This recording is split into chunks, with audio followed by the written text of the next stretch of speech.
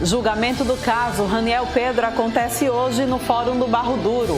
Setores do comércio e serviços já se preparam para faturar neste fim de ano. E crianças do Lar São Domingos realizam um ensaio para espetáculo do dia 16. Foi notícia, você encontra aqui no TV Mar News.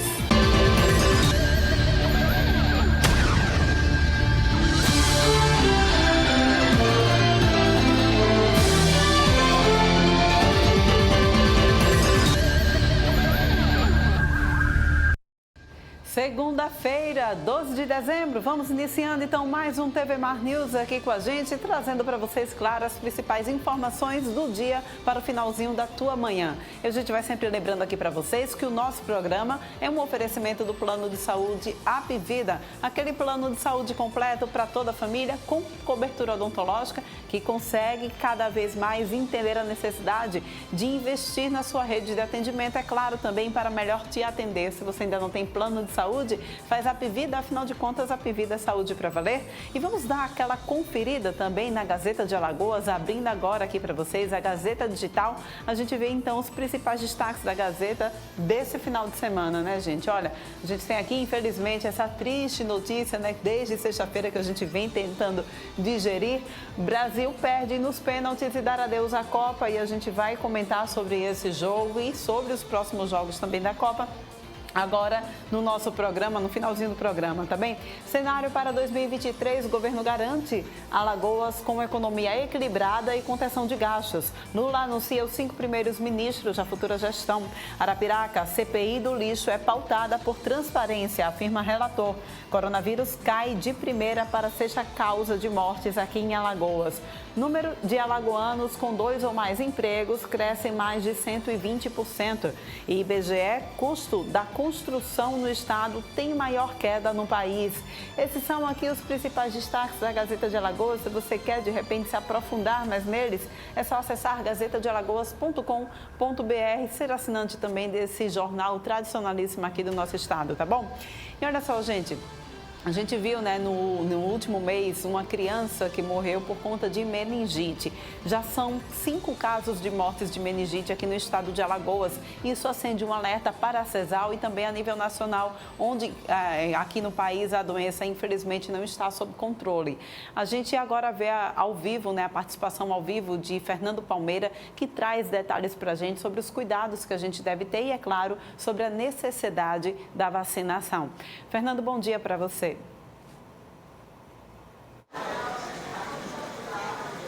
Bom dia, Paulane, bom dia. Vacinar é prevenir. E, infelizmente, as mortes acontecem por infecções em geral e a meningite é uma dessas perigosíssimas infecções. E é exatamente nós estamos aqui na Secretaria de Estado da Saúde para falar com o Dr. Renê Oliveira, infectologista e chefe do Gabinete Estadual de Combate às Doenças Infecciosas. E ele nos fala sobre essa preocupação com a meningite. Sim, bom dia a todos. Então, essa situação ela tem uma ligação direta com a problemática da vacinação, né? A queda dos índices de vacinas de uma forma geral. Então, a meningite é um quadro clínico que nós temos muitos agentes, tá? Bactérias, vírus, fungos, até parasitas também podem provocar meningites. Que é a inflamação das membranas que recobrem o encéfalo e também a parte da medula, né? Essa inflamação ela pode acontecer de uma forma bem abrupta nas meningites bacterianas, com uma forma mais lenta, por exemplo, na meningite fúngica e na meningite, por exemplo, pela tuberculose, né? Então, a meningite é sempre fatal? Não, tá, não. A meningite, quando bacteriana, viral ou mesmo fúngica, é uma urgência. Se tratada corretamente e de forma rápida, ela não será fatal e a pessoa que desenvolve esse quadro pode se recuperar praticamente no todo, né? Que tipo de meningite é aquela que mais preocupa? Sempre as bacterianas, mais do que as virais. Estamos vivendo uma época de que aparece muito aparecendo muito quadro de meningite por vírus, né? Mas o que preocupa realmente são as meningites bacterianas, que não apenas pelo meningococo, mas também por outras bactérias, tipo hemófilos e tipo pneumococo. Essas bactérias, elas são extremamente perigosas, principalmente o meningococo, mas todas elas são preveníveis através da vacinação, do Programa Nacional de Imunização, e nós estamos absolutamente cobertos. Tanto as crianças pequenas como as crianças maiores e os adolescentes, porque as vacinas lá, contidas no nosso programa, dão um grau de proteção muito grande. O que precisamos fazer é a prevenção, principalmente vacinação. Tivemos uma criança de 7 anos que foi a óbito, mas com relação àquelas pessoas de maior idade, os idosos com comorbidade, são mais vulneráveis? Perfeito, são mais vulneráveis, principalmente os mais idosos. E para eles também temos as vacinas. A vacina contra o pneumococo, em algumas situações também, a vacina para o meningococo, pneumo, meningo, para ser aplicado nas faixas etárias maiores. Por quê? Porque o sistema imunológico dessas pessoas é um sistema imunológico que não responde muito bem pela rigidez da própria idade, a questão do envelhecimento mesmo. A vacina tem sempre sido a saída, desde outros tipos de infecções, até HIV e o coronavírus, enfim. A importância da vacina também no que diz respeito à meningite.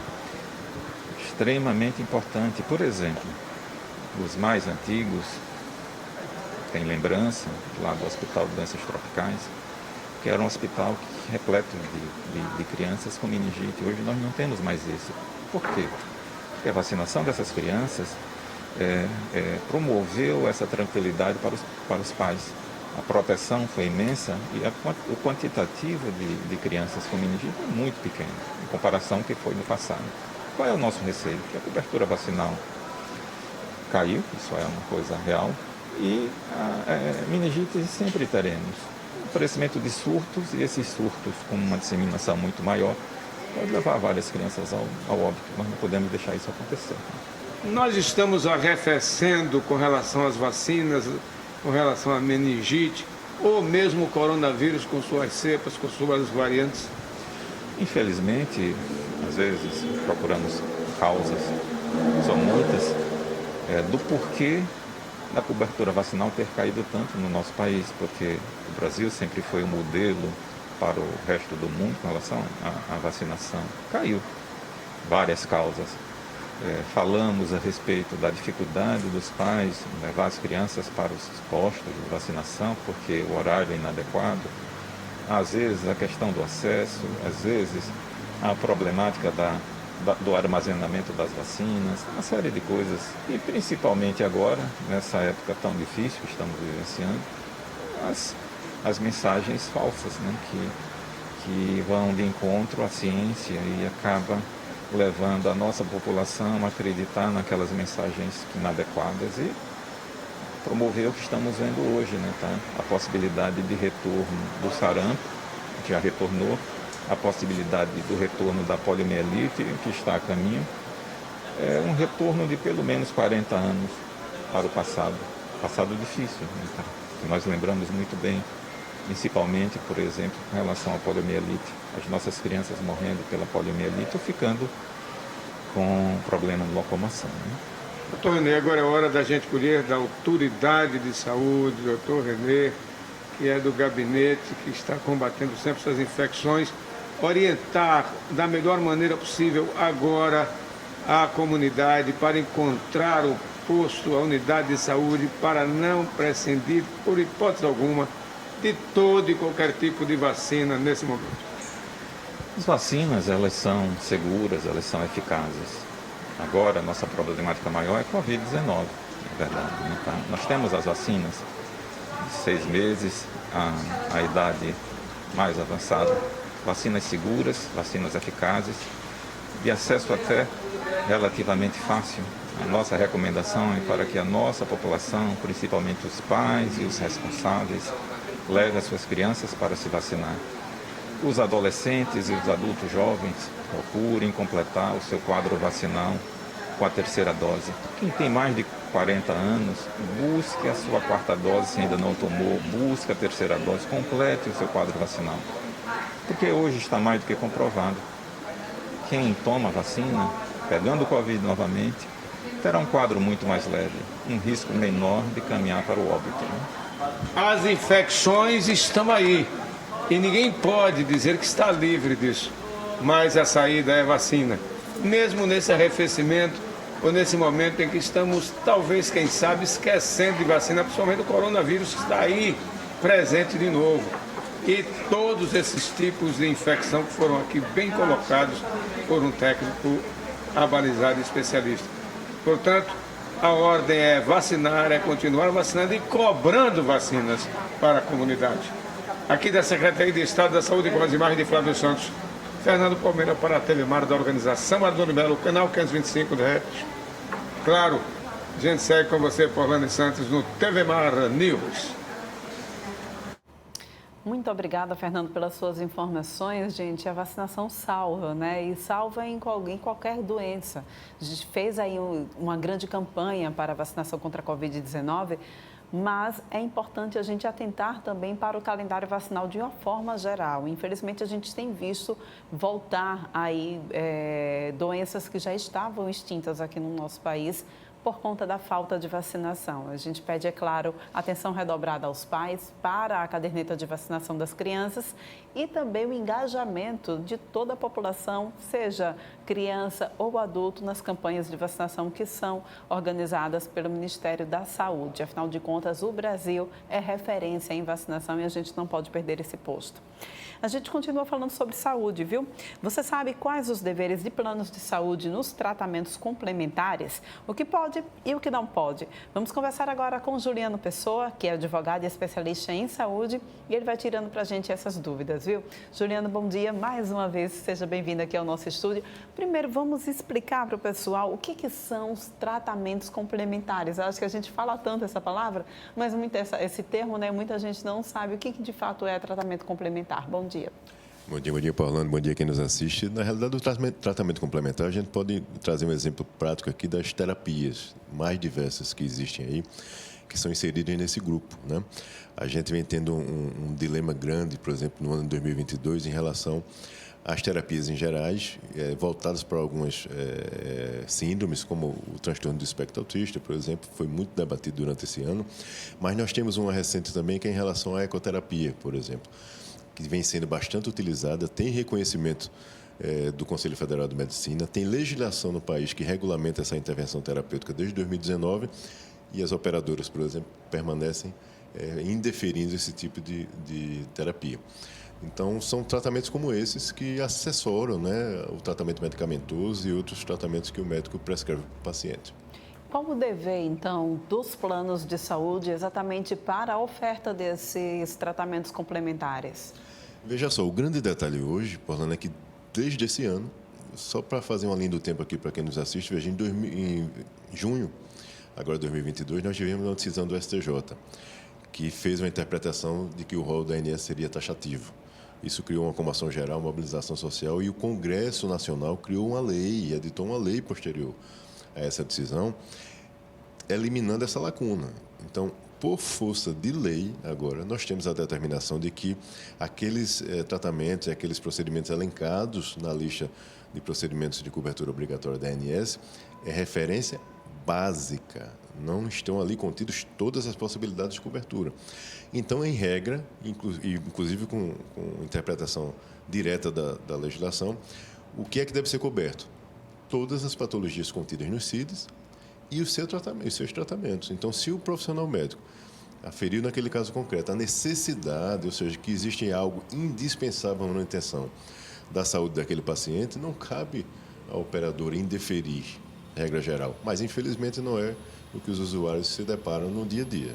Essa é a realidade que nós enfrentamos ainda hoje. Mas vale lembrar também, nós temos 4 categorias profissionais: psicologia, terapeuta ocupacional, fisioterapeuta e fonoaudiólogo, que não deve haver, aí sim, em hipótese alguma, qualquer indeferimento por parte das operadoras, porque a ANS eliminou qualquer tipo de limitação nesse sentido também este ano. Então, são decisões recentes que ainda não chegam com tanta força, né, o conhecimento do consumidor, e eles terminam esbarrando no indeferimento e acham que, de fato, não tem possibilidade de fazer o tratamento.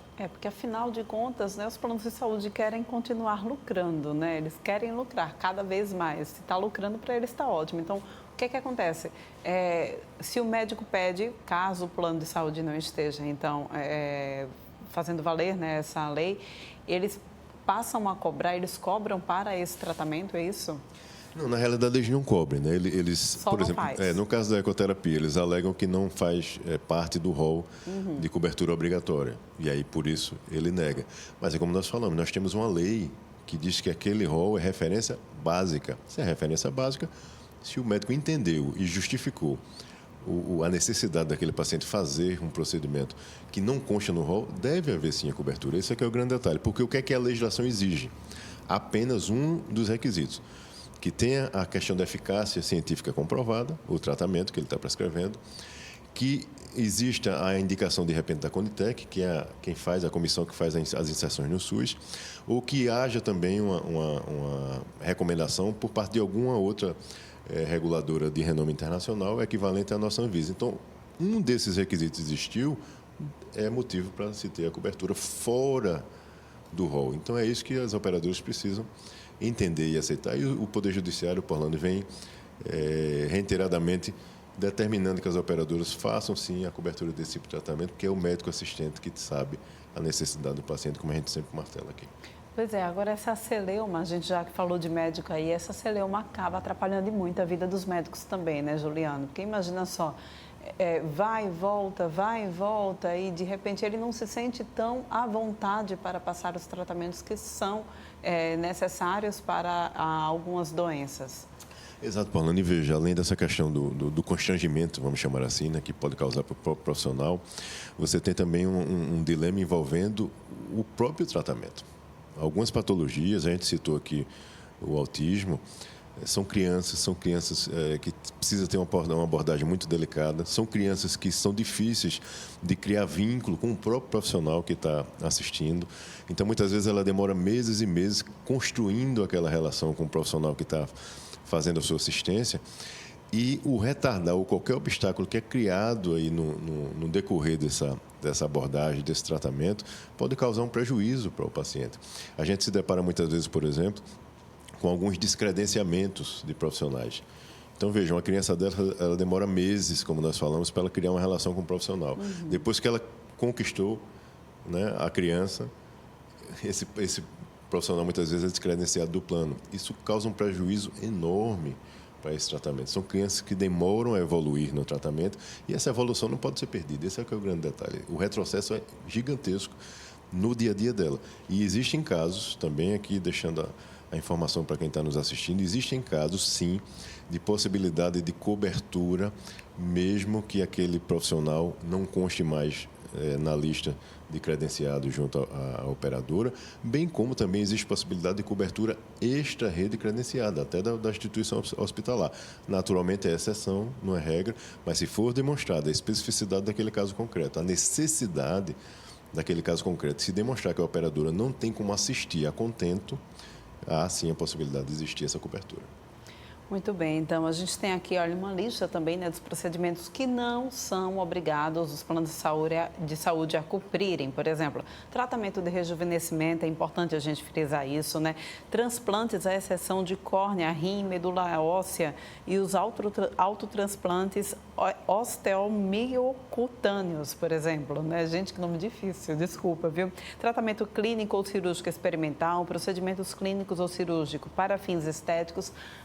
Também tem essa lista. O importante é que a gente sabe que toda essa lista está sempre disponível no site da ANS. Então, se de repente o pessoal aí que está nos assistindo tem alguma dúvida, né, de como, sabe, será que esse procedimento é coberto ou não pelo plano de saúde, o site da ANS faz sempre essa atualização constantemente. Exatamente, está lá a informação e os consumidores também têm a possibilidade, falando de, se for o caso, dirimir essa dúvida junto da própria agência. Então, a ANS ela vem investindo muito nessa ferramenta, porque ela vê que vem dando bons frutos. Então, há a possibilidade de qualquer beneficiário do país abrir uma reclamação em face da sua operadora, seja para dirimir uma dúvida ou algum questionamento direto de um indeferimento que houve ali no caso concreto. A ANS ela faz contato com a operadora, retorna para esse beneficiário e dá a solução do caso. Então, é importantíssimo que ele utilize essa ferramenta até para também ter certeza de que o plano está seguindo as normas, porque se ele não estiver seguindo, a própria ANS já pode empreender alguma medida de penalização administrativa dessa operadora. E nada impede lá na ponta, a depender da gravidade do caso, que ele busque a ajuda de um profissional da área jurídica especializado na área da saúde para verificar, mesmo não estando no rol, pode existir casos de haver, sim, a determinação de cobertura desse procedimento ou desse tratamento que está sendo recomendado. Tudo depende caso a caso. Passou para ser excepcional, busca ajuda de quem lida com isso no dia a dia, está acostumado a lidar com essas tratativas, junto com o profissional médico sempre, fundamentando, trazendo a documentação médica, relatório médico, justificando ali, do ponto de vista técnico-científico, a necessidade daquele paciente, e isto estando bem documentado, há sim a possibilidade do Poder Judiciário determinar a cobertura, mesmo extra-rol, como nós falamos. Agora, não é a regra geral de todos os casos, é importante analisar caso a caso sempre. Pois é, né? Sempre contar com um profissional que entende desse assunto, né? É muito importante também. Então, quando que a gente sabe, olha, não está dando certo por aqui, preciso tentar uma ajuda de um advogado que entenda melhor desse caso? Olha, veja só, a primeira coisa que ele tem que fazer é fazer contato com a sua operadora. A operadora indeferiu, ela vai ter que, obrigatoriamente, por força da norma, que fundamentar esse indeferimento. Então, ela vai dizer ali, documentado, o porquê da negativa. Com base nisso, ele pode abrir uma reclamação na ANS. Ele não precisa buscar ninguém até agora. Ele entra no site da ANS ou pelo 0800, abre uma reclamação. A ANS também dará um retorno para ele daquele caso concreto. A depender da resolução, ele pega tudo isso, reúne toda essa documentação e aí sim ele busca um profissional da área para poder verificar se há algum tipo de espaço, do ponto de vista jurídico, técnico, de se buscar o Poder Judiciário pleiteando aquele tratamento ou aquela cobertura, porque são inúmeros casos. Não dá para o consumidor, Orlando, sozinho, tentar saber quando é que dá ou não, né?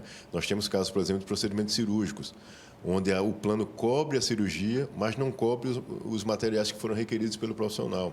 Por quê? O profissional está muitas vezes querendo fazer uma abordagem menos invasiva. E aí, como nós falamos, essa escolha de menos invasiva tem um motivo técnico-científico. Se o médico fundamentou, é para existir a cobertura do material, mas a operadora não. Ela não, eu cubro, mas no tratamento convencional, na abordagem convencional. E casos assim, são casos como este que o Poder Judiciário muitas vezes determina liminarmente que o plano cubra, inclusive, aquele material que foi solicitado pelo médico porque ele justificou a necessidade. Agora, Juliana, uma outra questão também que acontece muito, a gente vê acontecer muito, por exemplo, em casos de cirurgias, né?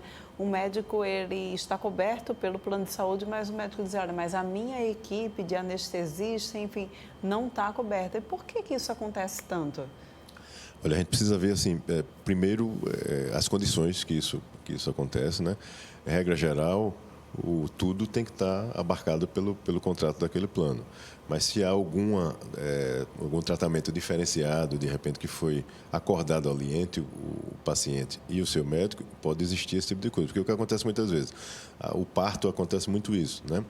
A sua médica que faz o pré-natal, necessariamente ela não estará de plantão, vamos dizer assim, naquele dia, né? O plano é obrigado a fornecer, sim, um obstetra para fazer o seu tratamento, o seu parto, na realidade, mas nem sempre será a sua obstetra que estará de plantão naquele dia. O plano vai montar a equipe lá e disponibilizar para você, mas caso você queira a sua médica, é isso que vem acontecendo muito, você tem que fazer um acordo extra plano, né? Então são construções que são feitas, infelizmente, como esta, que termina sobrando um pouquinho para o consumidor. Mas é importante que ele verifique o porquê dessa cobrança, ele solicite a informação em relação a isso. O bom da gente destacar aqui, Orlando, é que toda e qualquer informação prestada para o consumidor tem que ser clara e transparente. Uhum. Ele não pode ficar com dúvida, ele não pode saber o porquê dele estar pagando aquilo ali e ninguém informá-lo do motivo. Tudo tem que estar claro e transparente. E aí, posteriormente, se for o caso, a depender da necessidade de urgência, ele verifica se houve alguma ilegalidade, alguma abusividade naquela cobrança.